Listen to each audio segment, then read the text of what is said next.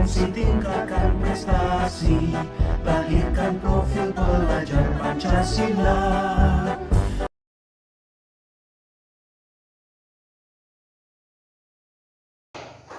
Assalamualaikum warahmatullahi wabarakatuh. Waalaikumsalam warahmatullahi wabarakatuh. Salam dan bahagia. Salam. Nama saya Retno Deyati, saya CGP Angkatan 4 Kabupaten Pati dari SD Negeri 01. Saya di sini ingin belajar bersama Bapak Ibu tentang filosofi pemikiran Ki Hajar Dewantara dan budaya positif yang ada di sekolah kita. Saya berharap kegiatan pada pagi hari ini dapat membawa manfaat yang positif untuk kita dan untuk sekolah kita. Dimulai dari modul yang pertama, yaitu tentang filosofis pendidikan nasional dari Ki Hajar Dewantara. Apa saja yang disampaikan oleh Ki Hajar Dewantara tentang pendidikan dan pengajaran. Nah, Ki Hajar Dewantara itu membedakan antara pengajaran dengan pendidikan itu berbeda. Apa saja pandangan beliau? Yang pertama itu bahwa dasar pendidikan adalah menuntun. Jadi kita bukan memberikan materi semata-mata kepada anak, tetapi kita menuntun anak. Untuk yang kedua, mencapai kodrat anak, yaitu selamat dan bahagia. Nah, ini inisiatif.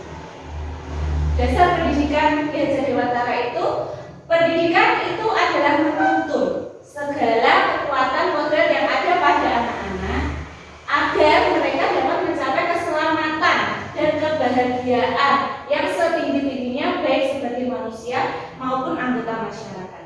Jadi tujuan kita untuk menuntun anak supaya anak itu selamat dan bahagia. Untuk mencapai anak selamat dan bahagia itu, maka pembelajaran harus berpihak kepada anak dan merdeka belajar. Itu yang disampaikan oleh Ki Hajar Dewantara. Jadi kita memberikan kebebasan kepada anak, tetapi kita tetap menuntunnya. Karena ternyata itu teori bahwa anak itu ada sebuah kertas kosong yang bisa kita coret-coret itu tidak sepenuhnya benar. Anak itu sebenarnya di sebuah kertas itu sudah ada tulisan yang samar-samar. Nah, anak itu nanti akan menebalkan yang mana yang bagus untuk mereka, dan kita bertugas untuk menuntun mereka dalam menebalkan tulisan-tulisan kebajikan itu. Pendidik itu hanya dapat menuntun. Kita hanya dapat menuntun tumbuh atau hidupnya kekuatan kodrat yang ada pada anak-anak agar dapat memperbaiki lakunya hidup dan tumbuhnya kekuatan kodrat. Ini pasti sudah familiar ya Bapak Ibu tentang semboyan Ki Hajar Dewantara, Enarso Sumtulodo, Enadio Manungkaso, Turi Handayani. Dan yang ketiga ini digunakan sebagai semboyan dari pendidikan nasional, yaitu Turi Handayani. Nah, dari ketiga yang disampaikan oleh Ki Hajar Dewantara itu tujuannya adalah untuk keselamatan dan kebahagiaan peserta didik kita. Tentu saja dalam menjalani hidupnya sebagai manusia dan sebagai anggota masyarakat. Jadi yang ditekankan oleh Ki Hajar Dewantara adalah tidak semata-mata hanya pengetahuan saja, tetapi juga akhlak dan keterampilannya untuk menjalani kehidupan sebagai manusia dan sebagai anggota masyarakat. Manusia merdeka adalah manusia yang hidupnya lahir atau batin tidak tergantung kepada orang lain, akan tetapi bersandar atas kekuatan sendiri. Maksud pengajaran dan pendidikan yang berguna untuk kehidupan bersama ialah memerdekakan manusia sebagai bagian dari persatuan rakyat. Jadi kita membiarkan peserta didik kita itu untuk merdeka belajar, tetapi tidak membebaskan mereka untuk melakukan semau mereka, itu tidak, bukan seperti itu. Tetapi kita memberikan pembelajaran atau kegiatan yang memberikan kebebasan mereka untuk mengeksplorasi bakat, minat, dan keterampilan peserta didik kita melalui apa ya rencana pembelajaran yang kita buat. Itu kita harapkan itu kita bersama itu dapat saling berbagi dan saling bersama-sama belajar untuk lebih baik menyusun pembelajaran yang menyenangkan untuk peserta didik. Kenyataannya pada saat kita pembelajaran itu sangat sulit sekali untuk berpihak kepada anak, karena masih tetap kita yang selalu mendominasi di kelas ya Bu. Saya rasa kita masih perlu belajar lagi. Nah ini karena bebas dari segala ikatan dengan suci hati mendekati sang anak, bukan untuk meminta sesuatu hak, melainkan untuk berhamba pada sang anak. Nah ini yang sangat sulit sekali ya Bu. Berhamba itu bukan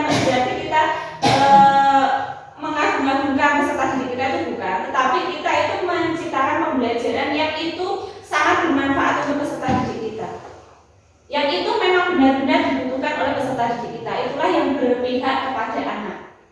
Kemudian budi pekerti, watak, karakter adalah bersatunya perpaduan atau perpaduan harmonis antara gerak pikiran, perasaan, dan kehendak atau kemauan sehingga menimbulkan tenaga atau semangat.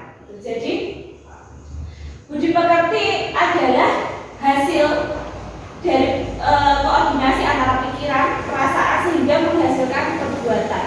Itu yang dimaksud budi pekerti bagi Ki Hajar Dewantara. Nah, ini kita diibaratkan adalah seorang petani.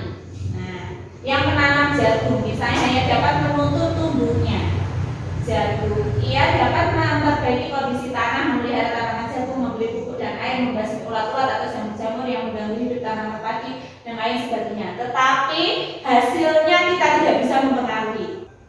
Jadi kita hanya bisa menciptakan suasana yang dapat menumbuhkan cipta rasa karsa bagi anak itu, tetapi kita tidak bisa mengganggu hasilnya. Hasilnya itu tergantung tanamannya sendiri. Bagaimana berkembang tumbuhnya itu kita bisa mempengaruhi lingkungannya, tetapi nanti hasilnya bagaimana tetap kembali kepada anaknya. Maksud pendidikan itu adalah menuntut segala kekuatan kodrat yang ada pada anak-anak agar mereka dapat mencapai keselamatan dan kebahagiaan yang sejatinya, baik sebagai manusia maupun anggota masyarakat. Ini yang dimaksud di antara menuntut pada pendidikan abad 21 ini maksudnya adalah kolaborasi, kritis, reflektif, komunikatif, kreatif, dan inovatif. Ini maksudnya adalah kemampuan yang harus dimiliki oleh seorang guru untuk menuntut peserta didiknya. Nah, kemudian ada kata selamat dan bahagia. Artinya pada pendidikan abad 21 ini ada well-being. Jadi keterampilan apa yang dimiliki oleh peserta didik kita untuk menjalani perannya sebagai manusia dan sebagai anggota masyarakat. Guru dan murid berkolaborasi untuk menginisiasi atau menciptakan kedalaman spiritual, intelektual, dan sosial untuk mencapai keselamatan dan kebahagiaan sebagai manusia.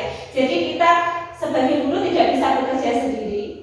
Tentu saja dukungan terbesar sebagai subjek pendidikan adalah peserta didik. Jadi kita harus bekerja sama dengan peserta didik kita.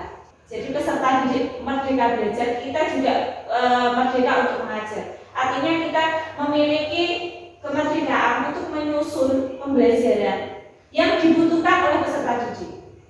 Sebenarnya Bapak Ibu ini tidak wajib saya sampaikan, tetapi karena saya sebagai calon guru penggerak, alangkah baiknya jika saya memperkenalkan program ini kepada Bapak Ibu semuanya. Siapa tahu nanti di tahun kedepannya Mbak Desi atau Mbak Jumi atau Bu Mugi masih mau ikut untuk tahapan guru penggerak angkatan selanjutnya, kan ini sebagai gambaran besar saja seperti itu, gambaran umumnya. Nah, tentang nilai dan peran guru penggerak ini. Guru penggerak itu harus memiliki nilai-nilai mandiri, reflektif, kolaboratif, inovatif, berpihak kepada murid.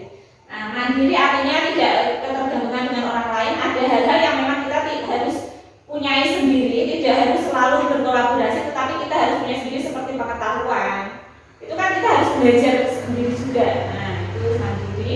Kemudian reflektif artinya mau merefleksi diri setelah kita melakukan pembelajaran, kita merefleksi apa yang sudah kita lakukan, mana yang baik kita lakukan, mana yang buruk kita coba cari solusinya untuk membetulkan seperti itu. Kemudian kolaboratif tentu saja tanpa dukungan Bapak Ibu di sekolah ini saya tidak bisa apa-apa. Seperti pada kegiatan hari ini saya pasti sangat membutuhkan sekali dukungan dari Bapak Ibu semua. Saya sangat berterima kasih karena di sekolah ini saya selalu didukung oleh Bapak Kepala Sekolah, oleh rekan-rekan sejawat. Saya sangat berterima kasih. Kemudian inovatif ini artinya menciptakan inovasi-inovasi terbaru, tidak hanya menciptakan tetapi juga mengembangkan apa yang sudah ada. Misalnya saya belajar dari Bu Sri atau Bu Siti atau Mbak Desti atau Bu Jumi atau Bu Mugi. Nah, apa saja misalnya yang sudah bagus bisa dikembangkan lagi. Nah, itu inovatif. Jadi bisa menciptakan hal baru atau kita kembangkan yang sudah ada.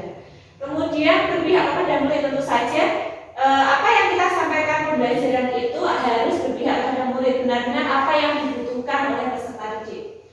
Nah, kemudian peran dari seorang guru menggerakkan komunitas praktisi, tentu saja sebagai seorang guru yang menggerakkan rekan-rekan sejawatnya. Kemudian menjadi coach bagi guru lain, artinya jika bisa memberikan pengetahuan, wawasan baru kepada rekan-rekan sejawat lainnya, seperti itu. Saya harap tidak hanya di sekolah ini, misalnya dari sekolah lain pun kita bisa berikan wawasan baru kepada teman-teman kita. Kemudian dalam kolaborasi tentu saja kita sebagai seorang guru itu tidak bisa bekerja sendiri, harus tim. Apalagi untuk memajukan sebuah sekolah kita tidak bisa sendiri. Walaupun yang ikut misalnya calon guru muda hanya saya, tentu saja saya tidak bisa bekerja sendiri, membutuhkan bantuan dari Bapak Ibu semuanya.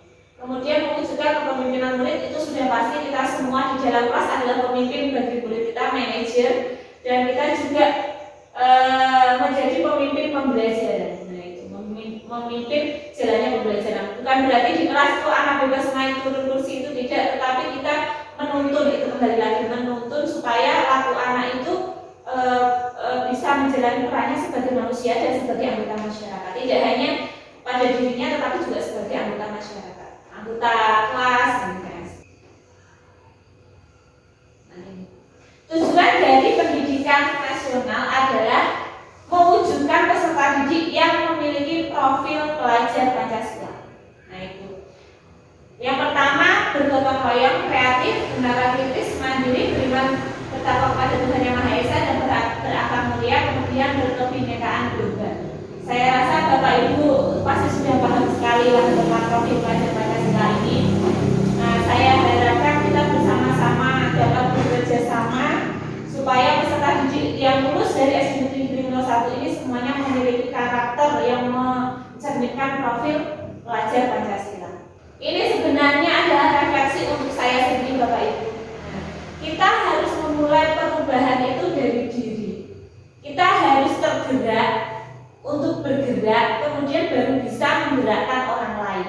Ini refleksi untuk diri saya sendiri dan semoga ini juga bisa untuk bahan pertimbangan dan refleksi untuk Bapak Ibu semuanya. Saya tidak menggurui, tapi kita di sini berbagi apa yang saya dapatkan dari pendidikan guru penggerak ini di modul 1. Nah, pasti di sekolah ada visi misi ya Bapak Ibu, dan visi misi itu sudah ditentukan dan sudah dibuat dulu waktu rapat, pastinya dengan orang tua, dengan komite, dengan guru, kemudian ini sudah diputuskan apa visi dan misi dari sekolah. Namun di sini saya sebagai calon guru penggerak itu diberikan kesempatan untuk membuat visi sendiri. Nah, tentu saja visi kita adalah itu tadi mewujudkan peserta didik yang memiliki profil pelajar Pancasila, itu visi umumnya. Nah, sedangkan visi sendiri itu merupakan pandangan ke depan yang memberikan landasan kuat program apa yang dilaksanakan pada satuan pendidikan agar tercapai visi tersebut. Sederhana saja visi saya, tetapi saya rasa profil pelajar Pancasila itu sudah mencakup semuanya. Dalam melakukan perubahan itu, Bapak Ibu, ada namanya paradigma pendekatan inquiry apresiatif. Apa itu pendekatan inquiry apresiatif? Pendekatan inquiry apresiatif itu pendekatan yang saat kita memiliki kekuatan, kita maksimalkan kekuatan itu untuk menyelesaikan masalah. Bukan kita fokus pada kekurangan kita, tetapi kita fokus pada kekuatan kita. Kemarin saya diberikan tugas untuk memetakan kekuatan seperti itu. Kekuatan saya ya tentu saja ada di peserta didik saya, di rekan guru saya, kepala sekolah, pengawas sekolah, sarana sekolah, komite, orang tua. Itu kan kekuatan yang kita miliki. Bagaimana kita memaksimalkan supaya visi kita tercapai dengan kekuatan yang kita miliki. Kita tidak fokus pada kekurangan kita, tetapi kita fokus kepada kekuatan yang kita miliki. Itu namanya paradigma pendekatan inquiry apresiatif. Nah, bagaimana langkah-langkah tahapan dalam pendekatan inquiry apresiatif ini? Ada melalui tahapan Bagja namanya Bapak Ibu. Mulai dari buat pertanyaan utama, ambil pelajaran dari mimpi, jabarkan rencana baru, atur eksepsi. Jadi kita lihat dulu kondisinya. Perubahan apa yang ingin kita lakukan? Misalnya yang sudah nyata saya lakukan kemarin adalah tentang keterampilan literasi peserta didik yang memang kurang. Kemudian apa yang bisa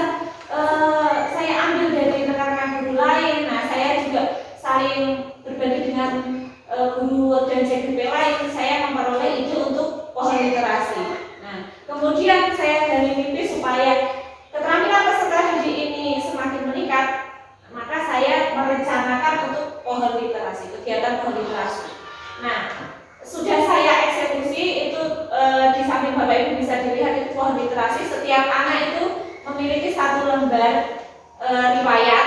Nah, riwayat tentang berapa banyak buku yang sudah dibaca, berapa banyak pertanyaan yang sudah saya berikan. Karena setelah anak menyelesaikan satu buku, anak akan mendapatkan pertanyaan dari saya tentang isi buku tersebut. Untuk semata-mata hanya untuk melihat apakah anak-anak tersebut benar-benar sudah membaca, sudah memahami isi dari buku yang dibaca. Nah, itu semoga bisa menjadi langkah supaya peserta didik itu rajin untuk membaca, keterampilan literasinya meningkat. Nah, itu perubahan kecil yang saya lakukan.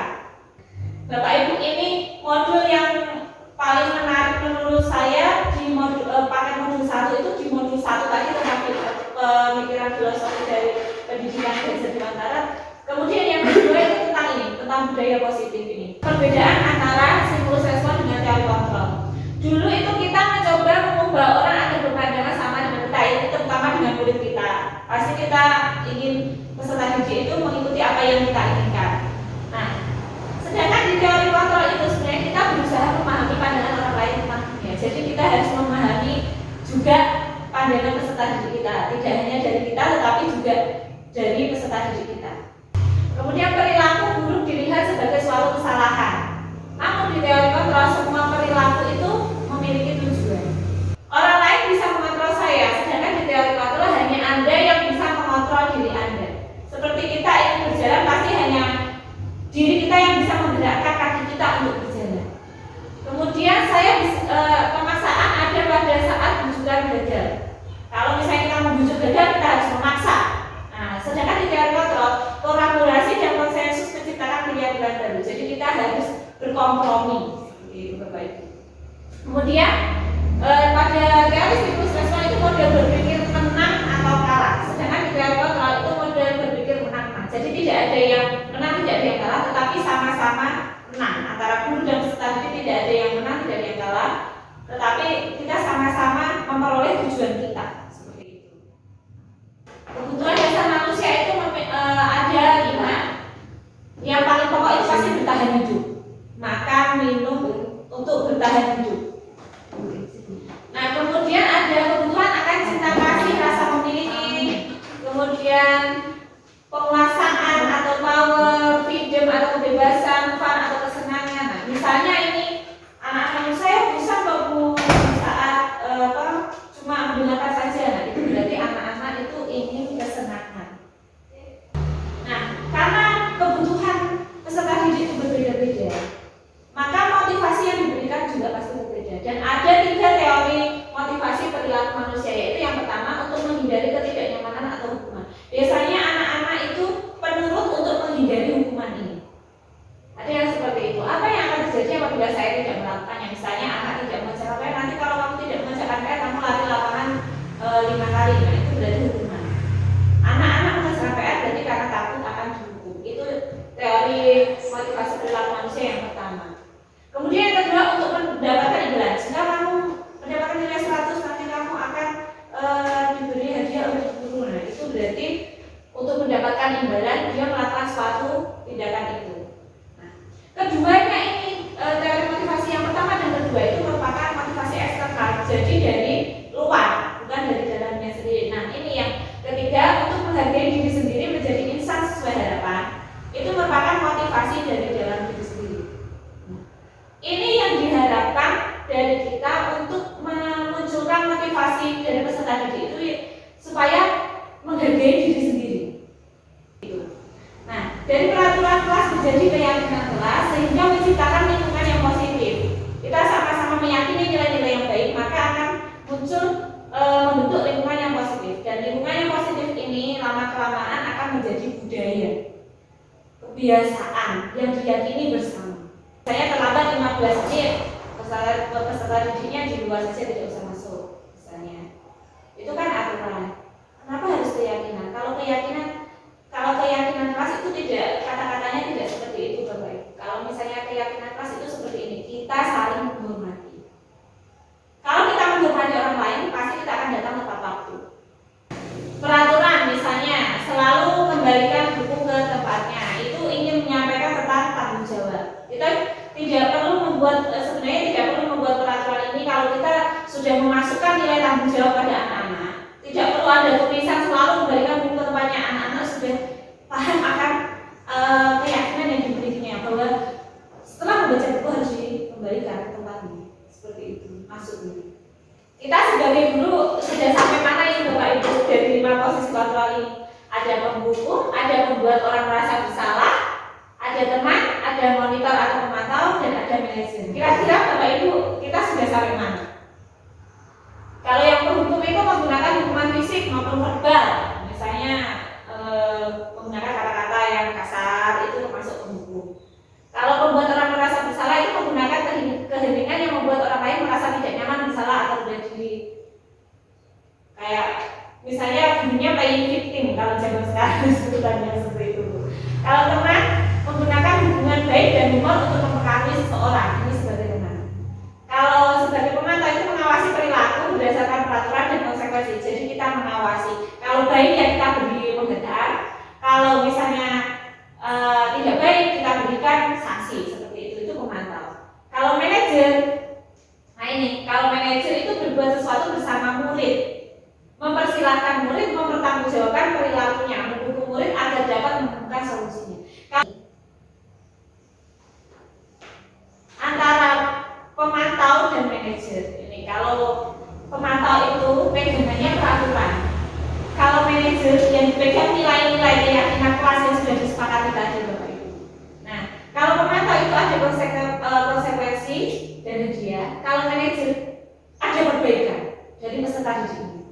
Apa itu restitusi? Restitusi adalah proses menciptakan kondisi bagi murid untuk memperbaiki kesalahannya, sehingga mereka bisa kembali kepada kelompok mereka dengan karakter yang lebih kuat. Itu tadi karena kita sudah memiliki kesepakatan kelas, sudah memiliki keyakinan kelas.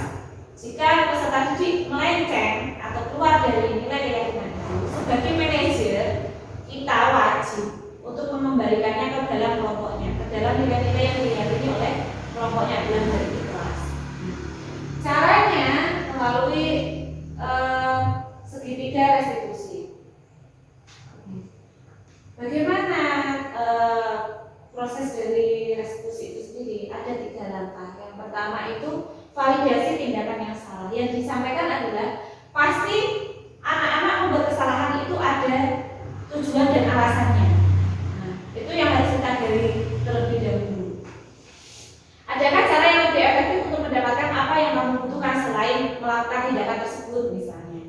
Kemudian menanyakan keyakinan kelas apa atau nilai-nilai yang sudah disepakati, apa yang sudah kamu langgar. Nah, kemudian kalau misalnya anak-anak itu sudah menjawab keyakinan kelas apa yang sudah dilanggar, kemudian kita menstabilkan identitas mereka. Nah, solusi apa yang akan kamu lakukan untuk memperbaiki kesalahan yang sudah pernah kamu buat? Intinya kalau kita manajer itu berbicara hati ke hati dengan anak, tetapi anak tersebut tetap mempertanggungjawabkan apa perbuatan yang tidak benar, seperti itu.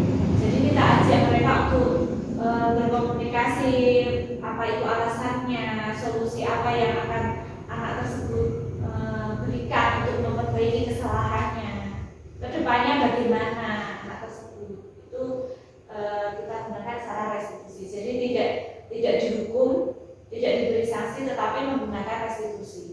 Terima kasih Bapak Ibu atas kehadirannya. Semoga nanti Bapak Ibu dan saya pribadi tergerak untuk bergerak menggerakkan kita semua, saling menggerakkan untuk maju lagi, untuk lebih baik lagi, untuk memenuhi ini tadi profil pelajar Pancasila pada peserta didik kita. Seperti itu yang dapat saya sampaikan. Atas perhatiannya saya ucapkan terima kasih. Wassalamualaikum warahmatullahi wabarakatuh. Waalaikumsalam warahmatullahi wabarakatuh.